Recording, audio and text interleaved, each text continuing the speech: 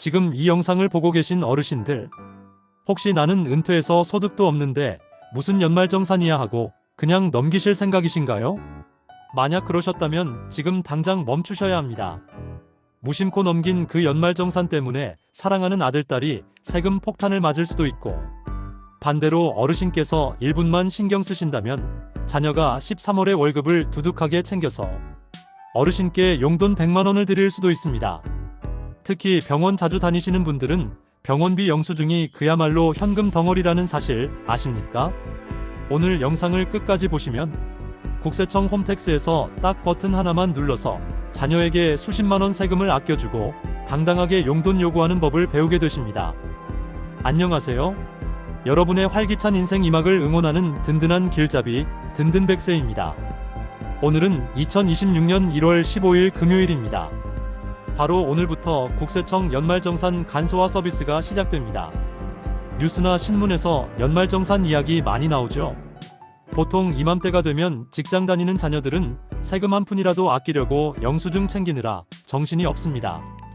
그런데 우리 구독자님들은 어떠신가요? 아마 대부분은 이렇게 생각하실 겁니다. 나는 이제 현직에서 물러나서 월급도 안 받는데 세금 낼 것도 없고 돌려받을 것도 없지 않나. 복잡한 건 애들이 알아서 하겠지. 이렇게 생각하고 강 건너 불 구경하듯 계실 텐데요. 제가 오늘 아주 충격적인 사실을 말씀드리겠습니다. 은퇴하신 부모님께서 가만히 계시면 자녀들은 세금 혜택 절반도 못 챙길 수 있습니다. 반대로 부모님이 조금만 챙겨주시면 자녀의 세금 확 줄여줄 수 있습니다. 이게 바로 가족 간의 재테크이고 서로 돕고 사는 지혜 아니겠습니까? 오늘 영상에서는 소득이 없는 은퇴자가 연말정산에서 어떤 역할을 할 수 있는지, 특히 병원비와 기부금 영수증은 어떻게 챙겨야 하는지, 그리고 가장 중요한 자료 제공 동의는 어떻게 하는지, 이 모든 것을 아주 쉽고 상세하게 알려드리겠습니다. 오늘 내용만 잘 들으셔도 이번 설 명절에 자녀들 보너스 봉투가 두꺼워집니다. 본격적인 이야기 시작하기 전에 아직 든든백세 구독 안 하신 분들은 지금 바로 구독과 좋아요 한 번씩 꾹 눌러주세요. 여러분의 손가락 한 번의 움직임이 저희에게는 정말 큰 힘이 됩니다. 자, 먼저 오해부터 풀고 가겠습니다. 연말정산은 돈 버는 사람만 하는 거 아니냐? 맞습니다. 세금을 낸 사람이 돌려받는 구조니까요. 하지만 여기서 중요한 개념이 하나 등장합니다. 바로 인적공제라는 것입니다. 나라에서는 세금을 매길 때 부양해야 할 가족이 많은 사람에게는 세금을 좀 깎아줍니다. 먹여 살릴 식구가 많으니 돈이 많이 들겠구나 하고 봐주는 것이죠. 지금 직장을 다니고 있는 여러분의 자녀 아들이나 딸 혹은 사위나 며느리가 연말정산을 할 때 은퇴하신 부모님을 부양가족으로 등록하면 세금 혜택을 아주 많이 받을 수 있습니다. 이 혜택이 얼마나 큰지 구체적으로 계산해 드릴까요? 일단 부모님 한 분당 기본 공제로 연소득에서 150만 원을 빼줍니다. 여기에 부모님이 만 70세가 넘으셨다면 경로 우대공제라고 해서 100만 원을 더 빼줍니다. 만약 부모님이 장애인 증명서가 있다면 200만 원을 또 추가로 빼줍니다. 예를 들어 만 72세이신 어머님을 아들이 부양가족으로 등록했다면 기본 150만 원에 경로 우대 100만 원을 합쳐서 총 250만 원 소득 공제를 받게 됩니다. 이게 실제 세금으로 따지면 아들의 연봉에 따라 다르겠지만 적게는 몇십만 원에서 많게는 100만 원 가까이 세금이 줄어드는 효과가 있습니다. 어르신 그냥 이름만 올렸을 뿐인데 자녀 주머니에 수십만 원을 넣어준 셈입니다. 그런데 여기서 끝이 아닙니다. 부모님이 쓰신 돈도 공제가 됩니다. 부모님 명의로 쓴 신용카드 현금 영수증, 그리고 병원에서 쓴 의료비 절이나 교회에 낸 기부금까지 전부 자녀가 공제받을 수 있습니다. 그런데 문제는 이걸 자녀가 알아서 할 수 없다는 겁니다. 개인정보보호법이 강화되어서 아무리 친자식이라도 부모님께서 이 사람에게 내 정보를 보여줘도 된다 라고 허락을 안 해주면 국세청 전산에서 부모님의 자료가 조회되지 않습니다. 그냥 영원으로 뜹니다. 많은 자녀들이 부모님께 이거 해달라고 말하기 죄송스러워서 혹은 부모님이 귀찮아 하실까봐 그냥 포기하고 넘어가는 경우가 많습니다. 그렇게 날리는 세금이 매년 어마어마합니다. 이거 정말 아깝지 않으십니까? 그래서 오늘 제가 말씀드리는 핵심은 어르신이 직접 세금을 환급받는 게 아니라 어르신이 자녀의 세금을 줄여주는 가장 확실한 조력자가 되셔야 한다는 겁니다. 그 대가로 당당하게 용돈을 받으시라는 거죠. 단 여기서 주의할 점이 딱 하나 있습니다. 소득 요건입니다. 부양가족으로 등록되려면 어르신의 연간 소득 금액이 100만 원 이하여야 합니다. 여기서 소득 금액 100만 원이라는 게 조금 어려울 수 있는데 쉽게 설명해 드리겠습니다. 만약 기초연금만 받고 계신다면 무조건 통과입니다. 국민연금은 조금 따져봐야 합니다. 국민연금을 1년에 총 516만 원 이하로 받으신다면 전액 비과세라서 소득이 0원으로 잡힙니다. 그래서 부양가족이 될 수 있습니다. 하지만 국민연금을 아주 많이 받으시는 분들은 자녀의 부양가족이 안 될 수도 있으니 이건 가까운 세무서나 국민연금공단에 한번 확인해 보시는 게 좋습니다. 보통 평범하게 연금 받으시고 소일거리 하시는 분들은 대부분 해당이 된다고 보시면 됩니다. 자, 그럼 이제 구체적으로 어떤 항목들이 돈이 되는지 하나하나 뜯어보겠습니다. 어르신 여러분들에게 가장 중요한 것, 바로 의료비입니다. 나이가 들면 어쩔 수 없이 병원 갈 일이 많아지죠. 무릎도 아프고 허리도 쑤시고 임플란트도 해야 하고 백내장 수술도 해야 합니다. 병원비가 한두 푼 드는 게 아니죠. 그런데 이 병원비가 연말정산에서는 그야말로 황금알을 낳는 거위입니다. 다른 공제 항목들은 나이 제한도 있고 소득 제한도 까다로운데 의료비 세액 공제만큼은 아주 관대합니다. 나이 제한도 없고 소득 제한도 없습니다. 즉 어르신이 소일거리를 해서 소득이 조금 있어서 기본 공제 대상자가 안 되더라도 의료비만큼은 자녀가 공제받을 수 있다는 뜻입니다. 이거 모르시는 분들 정말 많습니다. 특히 65세 이상 어르신을 위해 쓴 의료비는 한도 없이 전액 공제 대상입니다.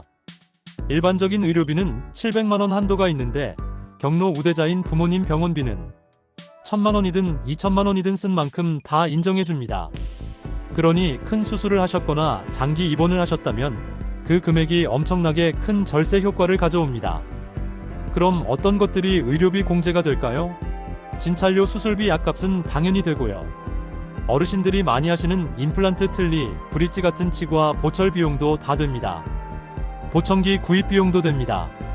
시력 교정용 안경이나 돋보기 구입 비용도 1인당 50만 원까지 됩니다. 그런데 여기서 정말 중요한 게 있습니다. 병원이나 약국에 간 기록은 국세청 간소화 서비스에 자동으로 뜹니다. 하지만 안경점에서 안경 맞춘 것, 보청기 가게에서 보청기 산 것, 그리고 휠체어나 지팡이 같은 의료기기 산 것은 국세청에 자동으로 안 뜨는 경우가 많습니다. 이런 건 어르신이 직접 영수증을 챙겨주셔야 합니다. 안경점 가서 사장님 연말정산용 영수증 좀 떼주세요 하면 알아서 다 해줍니다. 보청기 센터에서도 마찬가지입니다. 이 종이 영수증 한 장이 자녀에게는 몇만 원, 몇십만 원의 가치가 있습니다. 혹시 작년에 몸이 많이 편찮으셔서 병원비를 꽤 많이 쓰셨나요? 속상해하지 마세요. 그 병원비 덕분에 자녀가 세금을 엄청나게 돌려받을 수 있습니다. 이걸 효도 세테크라고도 부르죠. 사실 아프지 않은 게 제일 좋지만 이미 쓴 돈이라면 알뜰하게 챙겨서 다시 돌려받는 게 현명한 것입니다. 그리고 또 하나 챙겨야 할 것이 기부금입니다. 우리 어르신들 절에 가서 등 달고 시주하시거나 교회나 성당 가서 헌금 많이 하시죠. 이것도 다 공제가 됩니다. 종교단체 기부금은 보통 자동으로 전산에 안 잡힙니다. 어르신이 다니시는 절이나 교회 사무실에 가셔서 기부금 영수증 좀 떼주세요 하고 말씀하셔야 합니다. 어르신 주민번호랑 자녀 주민번호 알려주면 그 자리에서 떼줍니다. 이 종이를 자녀에게 주시면 됩니다. 어르신들이 1년 동안 낸 헌금이나 시주금이 생각보다 꽤 큰 돈일 겁니다. 그냥 좋은 일 했다 치고 넘기지 마시고 꼭 영수증 챙기셔서 혜택 받으세요. 이게 다 나라에서 정당하게 주는 혜택입니다. 자, 이제 가장 중요한 순서입니다. 오늘 영상의 하이라이트라고 할 수 있죠. 지금까지 말씀드린 의료비, 신용카드 기부금 내역을 자녀가 볼 수 있게 하려면 도대체 어떻게 해야 하느냐? 바로 정보 제공동의 신청을 해야 합니다. 이걸 안 하면 자녀가 홈택스에 들어가도 부모님 이름이 아예 안 뜨거나 정보를 조회할 권한이 없습니다 라고 뜹니다. 많은 어르신들이 이게 어렵다고 생각해서 포기하시는데 생각보다 아주 간단합니다. 방법은 크게 3가지가 있습니다. 첫 번째는 세무서를 직접 방문하는 겁니다. 스마트폰도 어렵고 인터넷도 어렵다 하시는 분들은 신분증 딱 하나만 들고 가까운 세무서로 가세요. 가서 창고 직원에게 우리 아들이 연말정산하는데 내 자료 좀 보게 해주려고 왔소 하면 신청서 한 장 줍니다. 거기에 아들 이름이랑 주민번호 적고 사인해서 내면 그 자리에서 바로 처리해줍니다. 가장 확실하고 쉬운 방법이죠. 두 번째는 스마트폰으로 하는 겁니다. 국세청 홈택스 앱인 손택스를 이용하는 건데요. 이건 어르신 본인 명의의 핸드폰이 있어야 합니다. 손택스 앱을 깔고 들어가면 메인 화면에 연말정산 부양가족자료 제공 동의라는 메뉴가 대문짝만하게 있습니다. 거길 누르시고 자료를 조회할 사람 즉 자녀의 주민번호를 넣고 자료를 제공할 사람 즉 어르신의 주민번호를 넣고 인증 절차를 거치면 끝납니다. 본인 인증은 요즘 문자로도 되고 카카오톡으로도 되니까 자녀분이랑 같이 있을 때 한번 해달라고 하시면 5분도 안 걸립니다. 세 번째는 팩스로 보내는 방법입니다. 이건 자녀분이 컴퓨터로 홈택스에서 신청서를 뽑아서 부모님 신분증, 사본이랑 같이 팩스로 보내는 건데 요즘 팩스 있는 집이 잘 없어서 추천드리지는 않습니다. 저는 개인적으로 첫 번째 방법이나 두 번째 방법을 추천합니다. 특히 요즘은 동네 주민센터에서도 도와주는 경우가 있고 자녀분이 설 명절에 내려왔을 때 핸드폰으로 싹 처리해 놓고 가는 게 제일 편합니다. 한 번만 동의해 놓으면 내년 후년에는 다시 안 해도 됩니다. 한 번 연결해 놓으면 계속 자동으로 뜨니까요. 그러니까 이번 기회에 딱 한 번만 제대로 해 놓으시면 앞으로 평생 자녀가 편하게 연말정산할 수 있습니다. 혹시 며느리나 사위한테 내 병원비 내역 보여주는 게 좀 부끄럽다 하시는 분들도 계실 텐데요. 그럴 땐 특정 항목만 보여주거나 특정 병원만 가리는 기능은 없습니다. 다 보여주거나 아예 안 보여주거나 둘 중 하나입니다. 하지만 부끄러워하실 필요 전혀 없습니다. 자녀들은 부모님이 어디 아프신지 알게 되어서 오히려 건강 더 챙겨드리게 되고 또 세금 혜택도 받으니 일석이조입니다. 가족끼리 숨길 게 뭐가 있겠습니까? 그리고 혹시 형제자매가 여러 명이라면 누가 부모님을 모실지 잘 상의하셔야 합니다. 장남이 모실지 차남이 모실지 아니면 소득이 높은 딸이 모실지 말이죠. 보통은 소득이 높은 자녀가 부모님을 모시는 게 세금 혜택이 더 큽니다. 이것도 형제들끼리 싸우지 말고 누가 혜택을 제일 많이 볼지 계산해보고 정하시면 됩니다. 중복으로 등록하면 나중에 가산세까지 물어야 하니까 꼭 한 명만 등록해야 한다는 점 명심하세요. 자, 여기까지 들으셨는데도 아직 긴가민가 하신 분들 계시죠? 사실 세법이라는 게 참 복잡합니다. 그래서 우리 어르신들이 가장 많이 헷갈려 하시고 자주 질문하시는 내용 딱 5가지만 뽑아서 제가 아주 속 시원하게 정리해 드리겠습니다. 이것까지 아셔야 진짜 고수입니다. 첫 번째 질문입니다.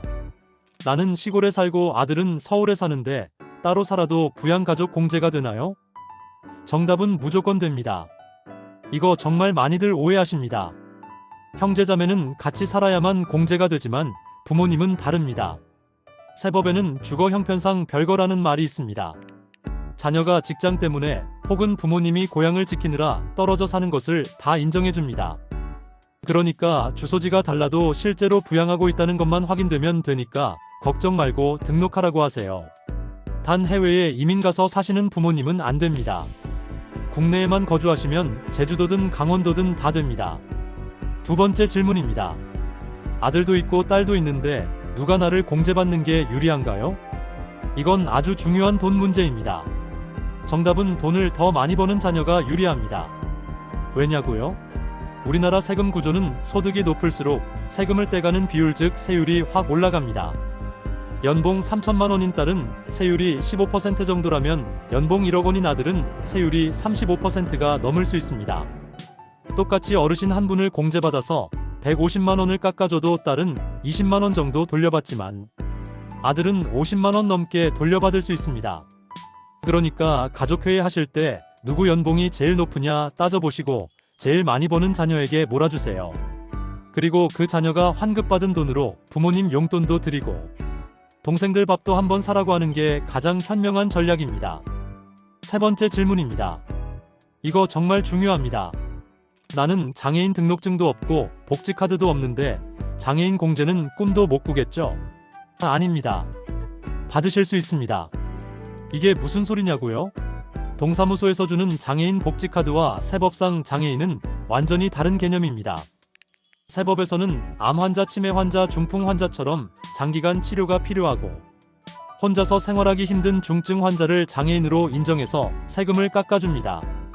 만약 어르신이 암 수술을 받으셨거나 치매약을 드시고 계시거나 파킨슨병, 뇌출혈 후유증 등으로 고생하고 계신다면 당장 다니시는 대학병원이나 요양병원 원무과에 가세요. 가서 연말정산용 장애인 증명서 떼주세요 라고 하면 의사 선생님이 발급해줍니다. 이 종이 한 장이 있으면 나이 상관없이 무려 200만 원이나 추가 공제를 받습니다. 이거 몰라서 놓치는 분들이 태반입니다. 지난 5년 동안 못 받은 것도 경정 청구로 돌려받을 수 있으니 해당되시는 분들은 이번에 꼭 챙기셔야 합니다. 네 번째 질문입니다. 며느리나 사위도 나를 공제받을 수 있나요? 우리 아들은 사업하다가 잠깐 쉬고 있어서 소득이 없고 며느리가 직장을 다닙니다. 이런 경우 며느리가 시아버지를 공제받을 수 있을까요? 정답은 예스, 가능합니다. 직계비속인 아들이나 딸이 소득이 없어서 부모님을 부양할 능력이 안 될 때는 그 배우자인 며느리나 사위가 시부모님, 장인 장모님을 부양가족으로 올릴 수 있습니다. 요즘은 맞벌이도 많고 사위나 며느리가 가장인 경우도 많잖아요. 피가 안 섞였다고 남이라고 생각하지 마시고 며느리 사위도 내 자식이니까 그쪽으로 올려서 혜택받게 해주세요. 그럼 며느리 사위가 얼마나 고마워하겠습니까? 마지막 5번째 질문입니다. 국민연금 말고 기초연금만 받는데 이것도 소득인가요? 어르신들 중에 기초연금 30만 원 정도 받으시는 분들 많으시죠? 기초연금은 세금을 매기는 소득에 아예 안 들어갑니다. 비과세 소득입니다. 그러니까 기초연금만 받으신다면 소득 0원입니다. 안심하고 자녀의 부양가족으로 들어가시면 됩니다. 다만 국민연금이나 공무원연금, 사학연금 같은 공적연금은 과세 대상 연금액이 연 516만 원을 넘으면 소득이 있는 걸로 봅니다. 이게 계산이 좀 복잡한데 보통 국민연금 수령액이 월 100만 원이 넘어가면 자녀의 공제 대상에서 빠질 확률이 높습니다. 이건 국민연금공단 1355번에 전화하셔서 내 과세 대상 연금 소득이 얼마요 하고 물어보시는 게 가장 정확합니다. 자, 이렇게 헷갈리는 5가지 궁금증까지 다 풀어드렸습니다. 이제 진짜 박사가 다 되셨습니다. 어디 가서 연말정산 이야기 나오면 어깨 딱 펴고 아는 척 좀 하셔도 됩니다. 아는 만큼 보이고 챙기는 만큼 내 돈이 됩니다. 자, 이제 모든 준비가 끝났습니다. 어르신은 자녀를 위해 자료 제공 동의도 해줬고 안경점 영수증이랑 교회 기부금 영수증도 챙겼습니다. 이제 자녀에게 전화를 거실 차례입니다. 전화해서 이렇게 말씀하세요. 얘야, 이번에 연말정산 한다지. 내가 세무서 가서 자료 동의 다 해놨으니까 내 병원비랑 카드값 쓴 거 다 넣어서 공제받아라. 그리고 안경 맞춘 거랑 교회 헌금 영수증도 식탁 위에 뒀으니 가져가서 꼭 챙겨 넣어라. 자녀가 깜짝 놀랄 겁니다. 아니, 어머니 아버지가 그런 걸 어떻게 아세요 하고요. 그때 한마디 더 덧붙이세요. 든든 100세 유튜브 보니까 내가 너 세금 아껴주는 복덩이더라. 이번에 환금 많이 받으면 나 맛있는 소고기 한번 사주고 용돈도 좀 다오. 어떻습니까? 그냥 가만히 있다가 자녀가 용돈 주면 받는 것보다 이렇게 내가 너를 위해 신경 썼다 라고 생색도 내고 당당하게 요구하는 게 훨씬 멋지지 않나요? 자녀 입장에서도 부모님이 짐이 아니라 나를 도와주는 든든한 지원군이라는 생각에 마음이 훨씬 가볍고 고마울 겁니다. 연말정산은 단순히 세금을 돌려받는 절차가 아닙니다. 1년 동안 우리 가족이 어떻게 살았는지, 부모님 건강은 어떠셨는지, 어디에 돈을 썼는지 돌아보는 시간입니다. 영수증 한 장 한 장에 부모님의 삶이 담겨 있습니다. 그걸 자녀와 함께 나누면서 가족의 사랑을 확인하는 계기가 되었으면 좋겠습니다. 다시 한번 정리해드립니다. 첫째, 소득이 없는 은퇴자도 자녀의 부양가족이 되면 큰 혜택을 준다. 둘째, 병원비 의료기기 기부금 영수증은 따로 꼭 챙겨라. 셋째, 자료 제공 동의 신청은 필수다. 세무서 가거나 핸드폰으로 해라. 넷째, 이 모든 걸 해주고 자녀에게 당당하게 용돈을 요구해라. 2026년 1월 15일 오늘부터 시작되는 연말정산 간소화 서비스 알뜰하게 챙기셔서 이번 13월의 월급 잔치에 우리 어르신들도 주인공으로 당당하게 참여하시길 바랍니다. 오늘 든든백세가 준비한 은퇴자의 연말정산 필승 전략 어떠셨나요? 몰라서 못 챙겼던 혜택들 이제는 하나도 놓치지 말고 다 챙겨가셨으면 좋겠습니다. 혹시 오늘 내용 들으시면서 우리 아들은 아직 장가를 안 가서 내가 부양가족이 안 되네 하시는 분들도 계실 거고, 나는 연금을 많이 받아서 안 되겠네 하시는 분들도 계실 겁니다. 너무 서운해하지 마십시오. 나라 세금 낼 만큼 자식 잘 키우셨고 본인 능력 있으신 거니까 그것만으로도 훌륭하신 겁니다. 각자의 상황에 맞게 챙길 건 챙기고 베풀 건 베푸는 여유로운 마음 가지셨으면 합니다. 날씨가 많이 춥습니다. 건강관리 잘하시고 빙판길 조심하십시오. 돈보다 중요한 건 무엇보다 어르신들의 건강입니다. 아무리 세금 많이 돌려받아도 몸 아프면 아무 소용없습니다. 오늘 저녁 따뜻한 국물 드시고 편안하게 쉬십시오. 오늘 영상이 도움이 되셨다면 주변 친구분들에게도 공유해 주셔서 같이 용돈 버는 기쁨 누리시길 바랍니다. 구독과 좋아요, 알림 설정하셨는지 한번 더 확인해 주시고요. 앞으로도 계속 도움되는 정보 열심히 전해드리겠습니다. 지금까지 여러분의 든든한 파트너 든든백세였습니다. 감사합니다.